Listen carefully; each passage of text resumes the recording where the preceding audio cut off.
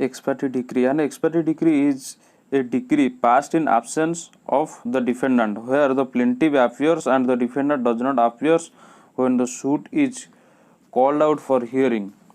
Even though duly served, the court may hear the suit in absence of the defendant and may pass a decree against him. Such decree is called ex parte decree. An ex parte decree passed by a competent court on merits will operate as res judicata. The fact that the defendant did not appear and the decree is ex parte is immaterial for application of section 11 of the code. It is well settled that a party is as much bound by an ex parte decree as by part decree. The difference between the two is that in the former, the defendant was absent while in the latter, he was present. Compromise decree. A compromise decree is not a decision by a court, it is the acceptance by a court of something to which the parties had agreed. A compromise decree merely sets the seal of the court on the agreement of parties. A court does not decide anything, nor it can be said that the decision of a court is implicating it. The decisions of a court are not uniform on the question whether the doctrine of res judicata applies to consent decree. In some cases, it has been held that consent decrees operates as res judicata, whereas in some other cases a contrary view is taken. It is submitted that the correct view is that the doctrine of res judicata does not apply to a consent decree. As in consent decree, a matter cannot be said to be heard and finally decided on merit. Such decree, however, precludes a party for challenging it by a rule of estoppel. Fraudulent decree. If a party obtains a decree from a court by practicing fraud, he cannot invoke the doctrine of res judicata. It is settled law that the judgment may be res judicata and hence may not be impeachable from within, but it may impeached from without. In the other words, it may not be permissible to show that the court was mistaken, but it can certainly be shown that it was misled. The principle of finality of litigation cannot be pressed to the extent to such an absurdity that it becomes an engine of operation in hands of dishonest litigants. Withdrawal of suit. A withdrawal of suit does not operate as res judicata in filing a subsequent suit for the same cause of action. The basis principle of res judicata being final adjudication on merits, there can be no bar of res judicata if the suit is withdrawn. It is true that ordinarily when the plaintiff or the applicant finds that the court is not likely to grant relief, that he seeks permission to withdraw the suit or application. But since there is no decision on merits, there cannot be a bar of res judicata in instituting a fresh suit or application, but such withdrawal would be a bar to the filing of a fresh suit under Order 23, Rule 1 of the Code. Change in circumstances. The doctrine of res judicata applies to static situation and not to changing circumstances. Thus, if a suit of eviction on the ground of bona fide requirement is dismissed, the second suit would not operate as res judicata if circumstances have been changed.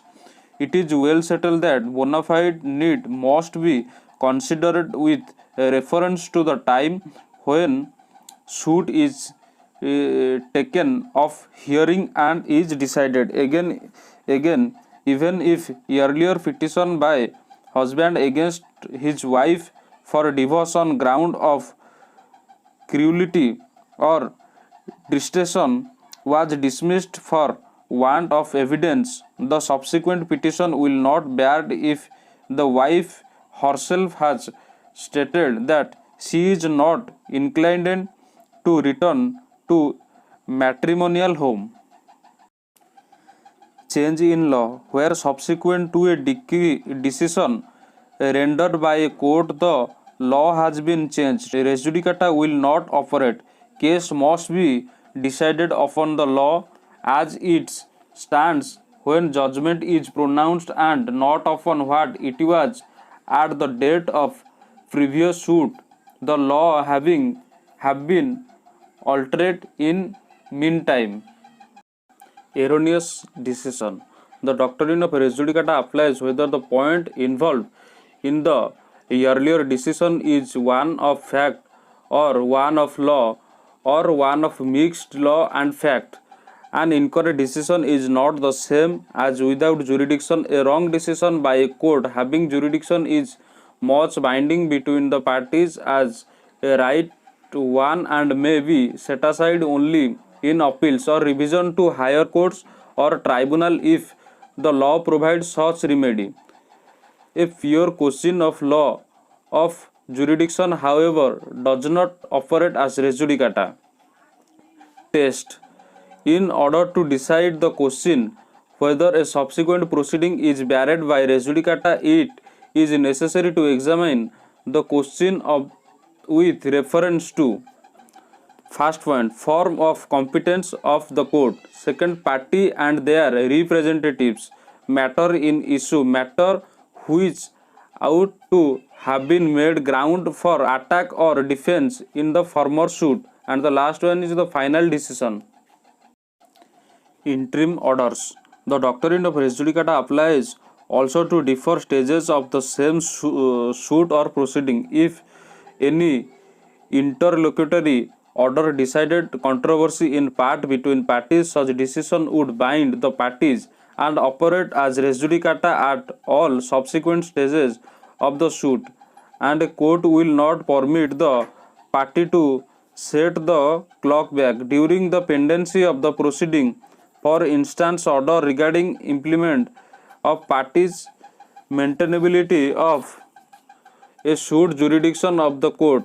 It is once passed cannot be reopened in the same proceeding. It is, however, open to the party challenge the correctness of such order later on in regular appeals or other appropriate proceedings arising out of the final judgment of the court.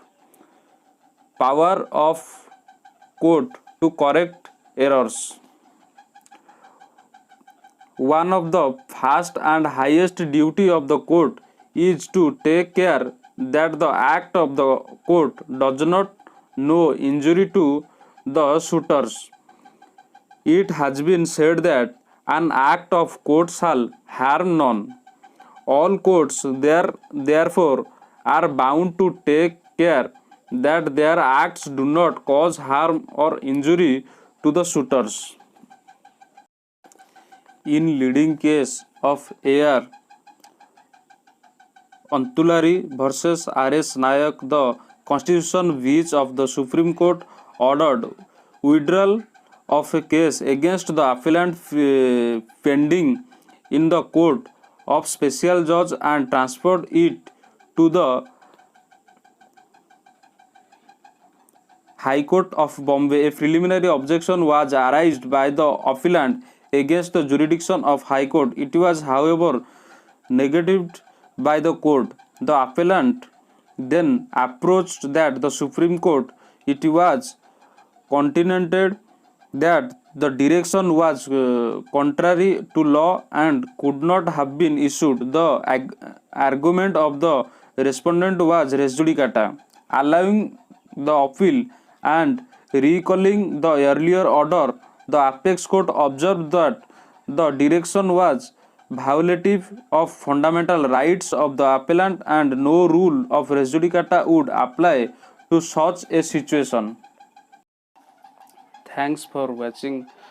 To subscribe, hit the bell icon, turn on all notifications.